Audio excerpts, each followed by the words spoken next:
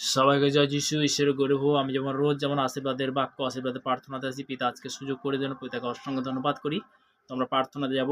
সর্বশক্তিমান ঈশ্বর পিতা, তোমার মহানামে ধন্যবাদ করি পিতা। স্বর্গপিতা সিংহাসন পিতার পাদে তোমার চরণ ধরে প্রভু, তোমার দাস হতে প্রার্থনা করছি পিতাকে, যারা রোজ রুটিন অনুসার পিতাকে তোমার পবিত্র বচন যারা গ্রহণ করছে পিতাকে, তাদেরকে তুমি দীর্ঘায়ু তুমি আশীর্বাদে পরিণত করো প্রভু।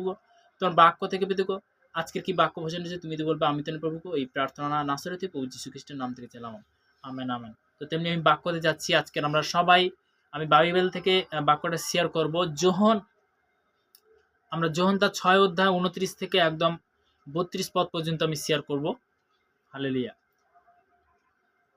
যিশু উত্তর করিয়া তাহাদিগকে কহিলেন, ঈশ্বরের কার্য এই যেন তাহাতে তোমরা বিশ্বাস করো, যাহাকে তিনি প্রেরণ করিয়াছেন। তাহারা তাহাকে কহিল, ভালো, আপনি এমন কি চিহ্ন কার্য করিতেছেন, যাহা দেখিয়া আমরা আপনাকে বিশ্বাস করিব? আপনি কি কার্য করিতেছেন? আমাদের পিতৃপুরুষেরা প্রান্তরে মান্না খাইয়া ছিলেন, যেমন লেখা আছে, তিনি ভোজনের জন্য তাহাদিগকে স্বর্গ হইতে খাদ্য দিলেন। যিশু তাহাদিগকে কহিলেন, সত্য সত্য আমি তোমাদিগকে বলিতেছি, মসি তোমাদিগকে স্বর্গ হইতে সেই খাদ্য দেন নাই, কিন্তু আমার পিতা তোমাদিগকে স্বর্গ হইতে প্রকৃত খাদ্য দেন। কেননা ঈশ্বরের খাদ্য তাই, যাহা স্বর্গ হইতে নামিয়া আইসে ও জগৎকে জীবন দান করেন। তিনি কি খাদ্য দান? জগৎকে জীবন দান করে। আমি জগতের খাদ্যর কথা বলছি না। আমাদের মধ্যে যখন আত্মিক বচন, আত্মিক বাক্য যখন যায়, তখন বলতে কি আমরা অনন্ত জীবন প্রাপ্ত হতে পারি। তো তেমনি যে সন্তান শুনছে তাদের জীবনে সেইভাবে বড় বড় মিরাকেল হবে যিশু নামেতে। অনেক পীড়িত ব্যক্তি, অনেক অসুস্থ ব্যক্তি, তারা হয়তো জানে যে পবিত্র বচনের মধ্যে কি শক্তি আছে, পবিত্র বাক্যের মধ্যে কি শক্তি আছে।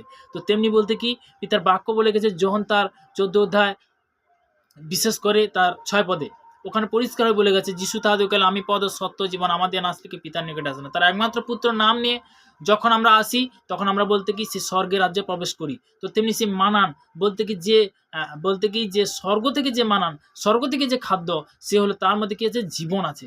হালেলুয়া। তো তেমনি বলতে কি যে আমরা প্রার্থনাতে যাবো, যে সন্তান শুনছে প্রত্যেকটা সন্তানকে আশীর্বাদে পরিণত করু এবং দীর্ঘায়ুতে তুমি আশীর্বাদে পরিণত করো প্রভুর কাছে প্রার্থনা রাখি। তো আমি প্রার্থনাতে লাস্ট প্রার্থনা। সর্বশক্তিমান ঈশ্বর পিতা, তোমার মহানামে ধন্যবাদ করি পিতা। স্বর্গপিতা সিংহাসন পেতে তোমার চরণ ধরে প্রভু, তোমার দাস হতে প্রার্থনা করি দেখো, প্রত্যেক সন্তানকে তুমি আশীর্বাদ করে তুমি কৃপা করো প্রভু। ভারতবর্ষের বিভিন্ন প্রান্তে যে সকল সন্তানরা যারা বিশেষ করে দেখো ট্রাফিকের মধ্যে আটকে রয়েছে পিতগো, তাদেরকে তুমি কন্ট্রোল করো সঠিকভাবে, সঠিক জায়গায় পিতগো। তারা যে অবস্থায় রয়েছে, তারা যে হয়তো কোনো ব্যক্তি হয়তো গৃহের মধ্যে, কোনো ব্যক্তি হয়তো বিজনেসের ক্ষেত্রে বিভিন্নভাবে হয়তো আটকে পড়েছে পিতগো, কোনো ব্যক্তি হয়তো মেডিকেলে যাওয়ার জন্য, বা কোনো ব্যক্তি হয়তো হসপিটালে যাওয়ার জন্য বিভিন্নভাবে তারা হয়তো কাজের মধ্যে বেরিয়েছে পিতগো, তারা ট্রাফিকের মধ্যে রয়েছে পিতগো। তুমি ট্রাফিক কন্ট্রোল করো। হার্ড ড্রাইভিংয়ের জন্য প্রার্থনা করি, যারা ড্রাইভিং করছে বিশেষ করে পিতগো, আকাশপথে পিতগো, সি প্লেনের জন্য প্রার্থনা করছি পিতগো, তাদের জন্য তুমি কন্ট্রোল করো পিতগো। যারা ভূমির মধ্যে পিতগো, ট্রেন থেকে বিশেষ করে, বাস থেকে বিশেষ করে পিতগো, তাদের জন্য প্রার্থনা করছি। বিভিন্নভাবে তারা যে ড্রাইভিং করছে পিতগো, তাদের হাতের মধ্যে বহুত সন্তানের জীবন রয়েছে প্রভু, তাদেরকে তুমি কন্ট্রোল করো প্রভু। বিশেষ করে সমুদ্রের মধ্যে যারা যাত্রা করছে, তাদের জন্য প্রার্থনা করছি দেখো, তাদেরকে তুমি কন্ট্রোল করো প্রভু। এই প্রার্থনা নাসরিতে প্রভু যীশু খ্রিস্টের নাম থেকে চাইলাম। আমরা সবাইকে জয় যীশু।